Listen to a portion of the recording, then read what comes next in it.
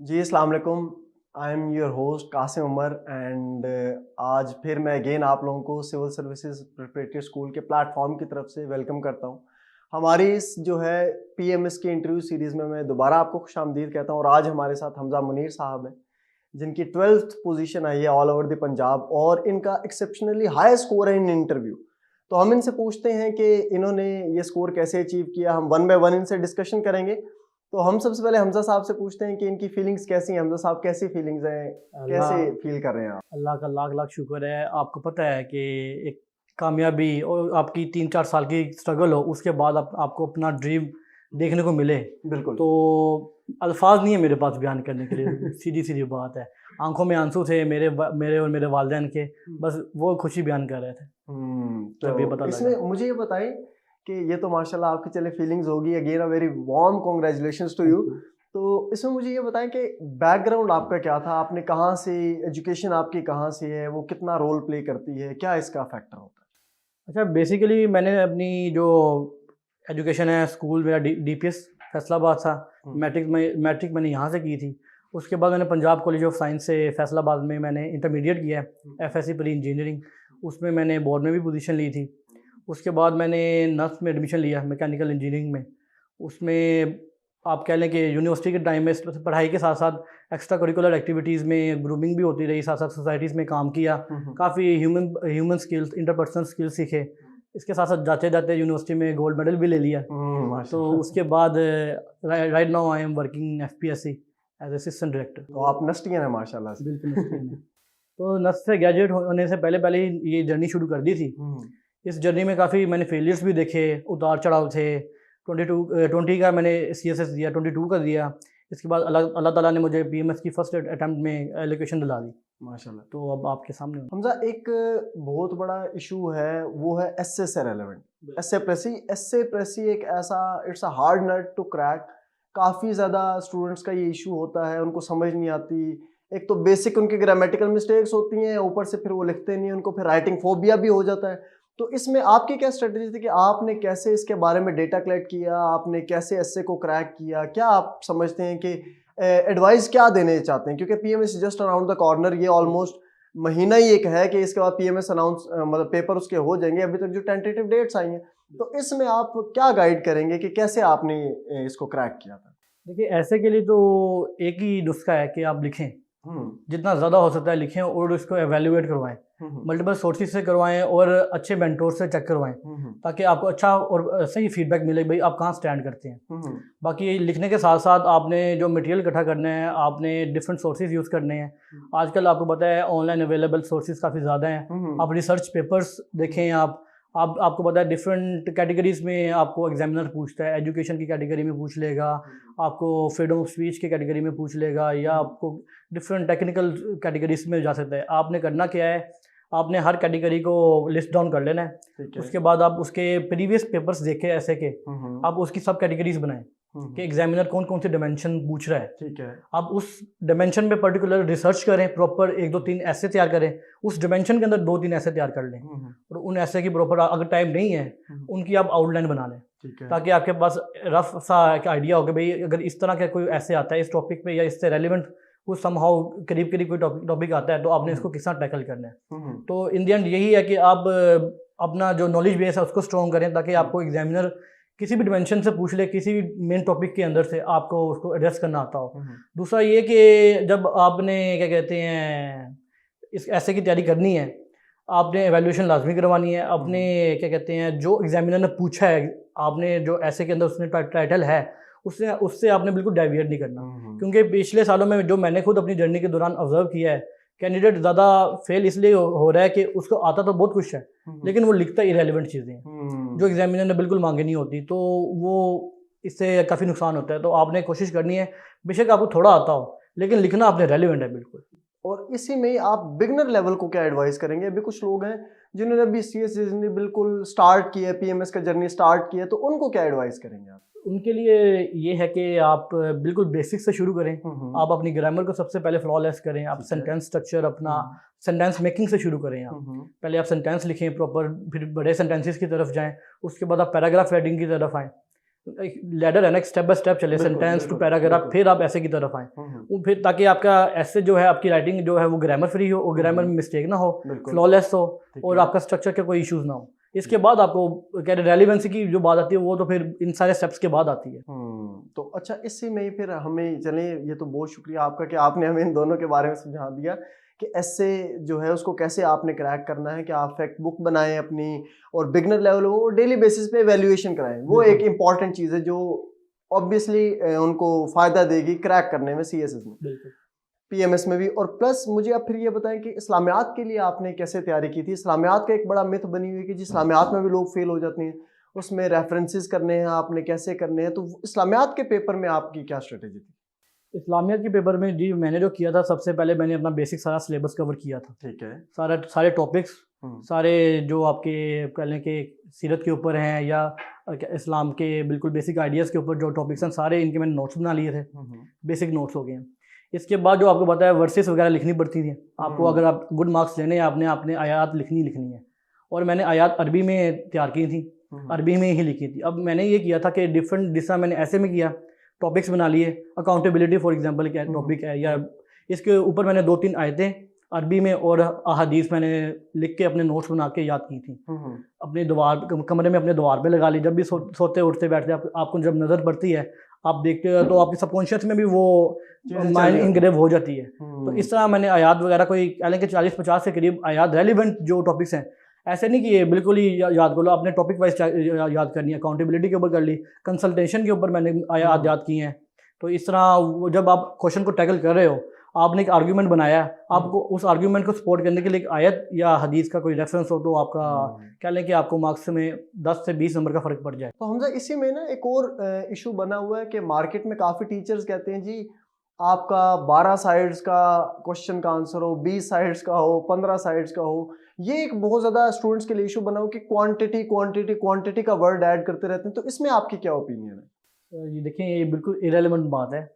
आप जितना, अगर आप 20 सफ़े लिख दें, उनमें से सिर्फ 2 सफ़े रेलिवेंट हो, तो आपको मार्किंग उन 2 सफ़ों के मुताबिक मिलेगी। बिल्कुल ऐसे ही। और ये भी हो सकता है, खुदा ना खास्ता, जो 18 सफ़े आपने इरेलीवेंट लिखे हैं उसका आपको नुकसान हो जाए, उसकी वजह से एग्जामिनर ऑफेंड हो जाए और आपको जो उसने मार्क्स देने थे उससे भी कम मार्क्स मिले।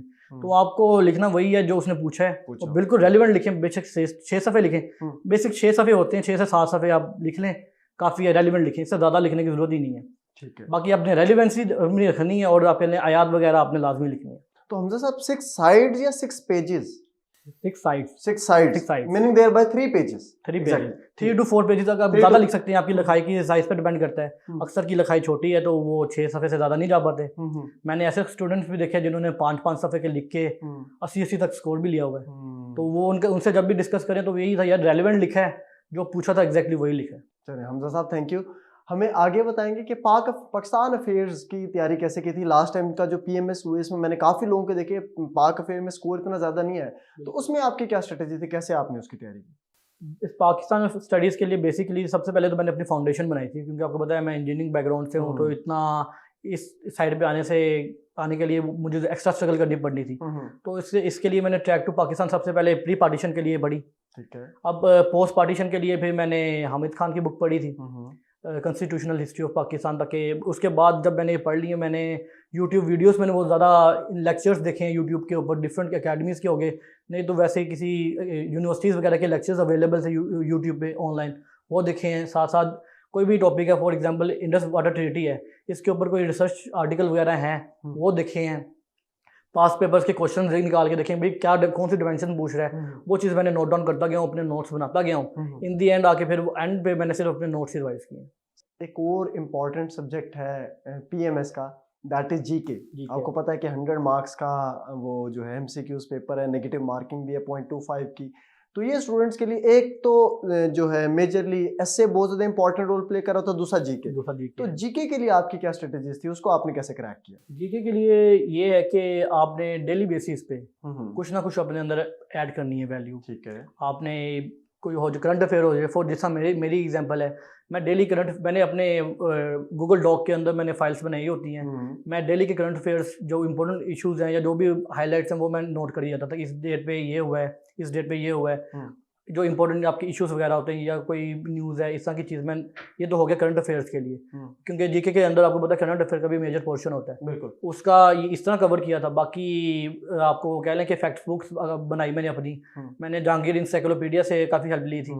इसमें आपके पाकिस्तान की जो हिस्ट्री के जो MCQs वगैरह हैं या आपके वर्ल्ड हिस्ट्री के MCQs वगैरह हैं, वो मैंने एवरीडे साइंस के MCQs मैंने यहाँ से कवर किए काफ़ी।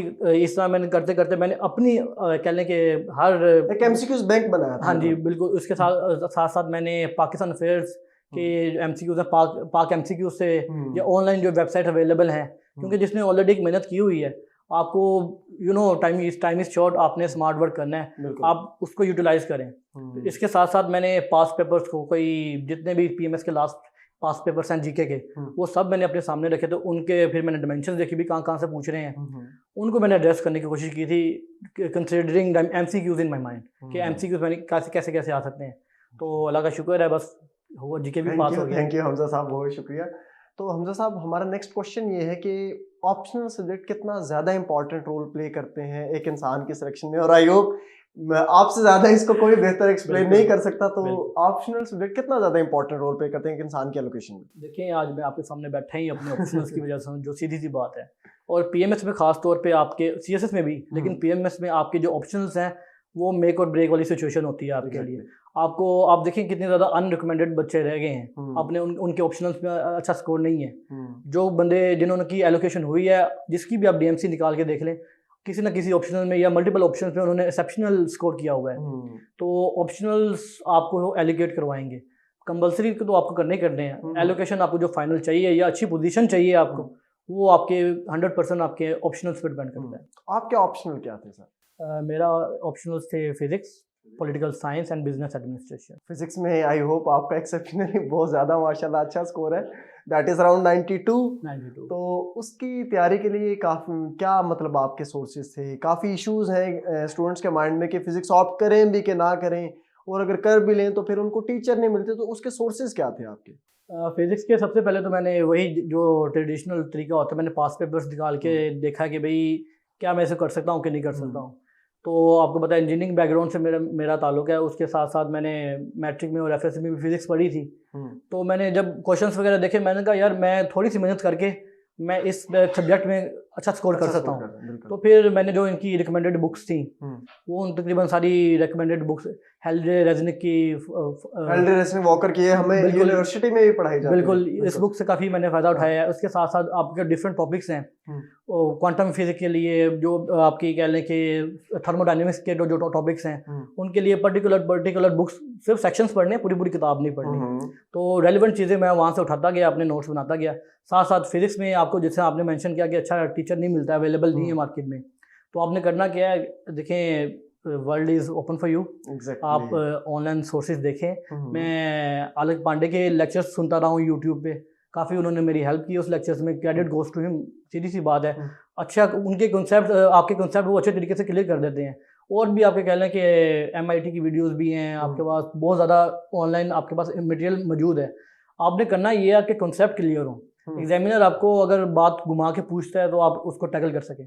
फिजिक्स में पेपर 1 में खास तौर पे यही था कि मेरी कोशिश थी कि जो एग्जामिनर पूछा हुआ है एग्जैक्टली उसी पे लिखा है, ज़्यादा मैंने उसमें भी नहीं लिखा। फिजिक्स में आप कह लें कि 4-5 पेजेस के आंसर थे, लिखा वो था जो उसने मांगा था, जो रेलेवेंट था। बिल्कुल। तो इससे में चले, आपने एक और हमारे जो है एस्पायरेंट्स का क्वेश्चन एड्रेस कर दिया, दैट इज कि आपको 1 बुक पॉलिसी रखनी चाहिए, और जो टॉपिक्स हैं उनको बुक वाइज कर लें। बिल्कुल, पूरी बुक पढ़ने की जरूरत नहीं, आप सिर्फ टॉपिक निकाल के उनको करते जाए, दैट्स इट। इससे ऊपर कोई कहानी नहीं, आपको पूरी बुक पढ़ने की जरूरत नहीं, ये हार्ड वर्क होता है। बिल्कुल, तो ये जो आपने किया, आई होप ये स्मार्ट वर्क था, और ये इससे कोई आप जो है आज अल्हम्दुलिल्लाह आप बैठे हुए यहाँ पे।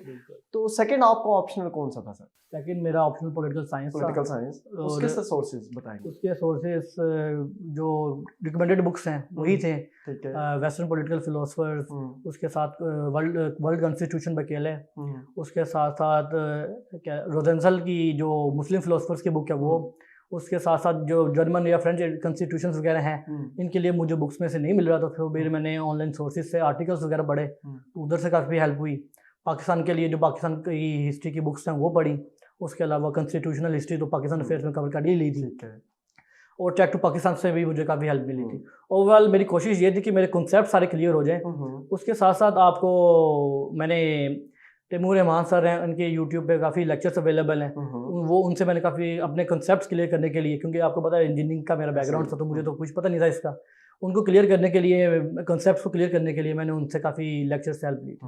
इंडिया काफ़ी अच्छा स्कोर आ और इसी तरह आपका जो है इंटरव्यू में एक्सेप्शनली हाई स्कोर है, मैंने इतना स्कोर नहीं देखा। आई होप आप टॉप 5 में से ही होंगे। आपका ऑलमोस्ट 145.7 स्कोर है, तो ये इतना ज़्यादा स्कोर, तो आप हमारी अकेडमी भी आए इंटरव्यू की तैयारी करने, तो इंटरव्यू पैनल के साथ आपका इंटरेक्शन कैसा था एट CSP? जी, मेरा इंटरव्यू पैनल के साथ बहुत अच्छा इंटरेक्शन रहा था, बहुत फ्रेंडली थे, इनकरेज किया, मुझे मोटिवेट किया।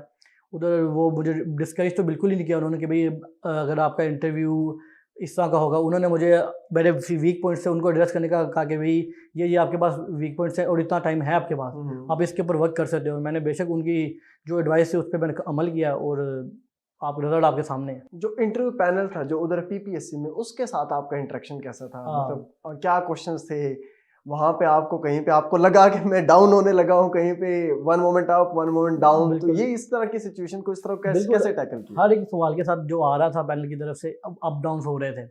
इंट्रोडक्शन, उन्होंने सबसे पहले मेरा इंट्रोडक्शन पूछा था चेयरमैन साहब ने। उसके बाद जो डिपार्टमेंटल रिप्रेजेंटेटिव्स थे उन्होंने मुझसे क्वेश्चन पूछा था व्हाट इज़ पोल्यूशन। तो मैंने बेसिकली इंटरव्यू में मैंने यही कोशिश की थी यार to the point and concise answer देने हैं, टाइम नहीं वेस्ट करना, ना उनका ना अपना। तो मैंने उनको बिल्कुल कंसाइज आंसर दिया जिससे वो इम्प्रेस हुए थे। आप कह सकते हैं कि आपका जो पहला ही जो मूवमेंट है इंटरव्यू का वो एक्सेप्शनली अच्छा आ गया है। इसके साथ साथ फिर वो डिफरेंट क्वेश्चंस करते गए मेरे टॉपिक से रिलेटेड, मेरे सब्जेक्ट से रिलेटेड, मैं उनको अच्छे तरीके से आंसर करता रहा। और जो क्वेश्चन मुझे नहीं आते थे उनको मैंने हम्बली डिक्लाइन किया कि सर मुझे नहीं आता है। और साथ साथ जो उन्होंने मेरे नॉलेज बेस में मुझे बेसिकली वो गाइड भी कर रहे थे साथ साथ। और थर्डली मैं एक बात कहूँगा, आपके जो कम्युनिकेशन स्किल्स हैं ये बहुत ज़्यादा मैटर करते हैं आपके एक इंटरव्यू में अच्छा स्कोर करने के लिए। क्योंकि अगर आपको एक चीज़ पता है आप दूसरे तक कम्युनिकेट ना कर पाओ तो गुड फॉर नथिंग वो चीज़। तो मेरे लिए ये चीज़ अच्छी हुई थी कि जो चीज़ मुझे आती थी मैं अच्छे तरीके से उनको कन्वे कर पाया था।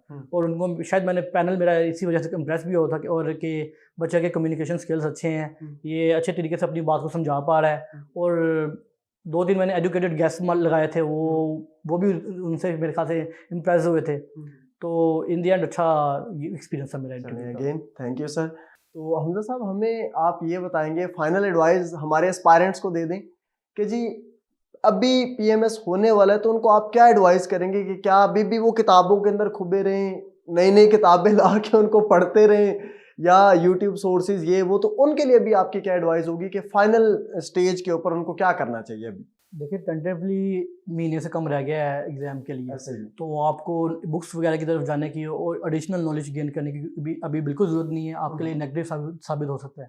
आपको करना ये है, जो आपने नोट्स बनाए हैं आप उन्हीं को रिवाइज़ करें, बार बार रिवाइज़ करें, एसेस लिखें, आउटलाइंस लिखें डिफरेंट टॉपिक्स के ऊपर और उनको एवेल्युएट करवाएं किसी अच्छे मेंटोर से। यही फाइनल स्टेज पे किया जा सकता है। ठीक है। और प्लस अगर फैमिली का रोल इसमें आप ऐड करेंगे, फैमिली कितना ज़्यादा इंपॉर्टेंट रोल प्ले करती है? आई होप इस जर्नी में देखें ये एक ऐसी जर्नी है जिसमें जीत और हार होती रहती है और ज़्यादातर हार ही होती है। तो आपकी फैमिली का बहुत खास रोल होता है इस पूरी जर्नी में आपको यहाँ तक पहुँचाने में। अगर मैं अपनी बात करूँ, मैं एग्ज़ाम सेंटर के अंदर मेहनत कर रहा होता था तो मेरे वालिद एग्ज़ाम सेंटर के बाहर मेहनत कर रहे होते थे। ये use to come during the exams, मेरे लिए खाना लेके आना, सुबह के टाइम मुझे लेके आना, उसके बाद शाम के टाइम मुझे छोड़ना। तो ये माँ बाप की दुआएं और उनकी एफर्ट्स होती हैं जो कि आपको आपकी मंजिल तक पहुंचाने में बहुत बड़ा किरदार अदा करती हैं। नो डाउट आपकी भी मेहनत है, लेकिन जो अगर पेरेंट्स की तरफ से ये सपोर्ट ना हो तो आप कभी अपनी मंजिल अचीव नहीं कर सकते। तो आखिरी क्वेश्चन है सर, आप हमें बताएंगे कि रोल ऑफ एकेडमीज़ क्या है? देखिए रोल ऑफ एकेडमी आपकी इस पूरी जर्नी में एक गाइडेंस तक का है। ये एकेडमी आपको गाइड कर सकती है, ठीक है, आपको एक रास्ता दिखा सकती है, उस रास्ते पे चलना आपने खुद है। बिल्कुल ऐसे ही, बिल्कुल आपने एकेडमी से गाइडेंस लेनी है आपने, लेकिन एफर्ट्स जो खुद हैं, अपने नोट्स मेहनत आपने सारी खुद करनी है। आपने खुद ऐसे लिखने हैं और खुद चेक करवाएं जा के। आपको पता है एकेडमी आपको सीधी सी बात है मंजिल पे पहुंचा नहीं सकती, आपको रास्ता दिखा सकती है। मंजिल पे पहुंचने के लिए सारी स्ट्रगल आपकी अपनी है।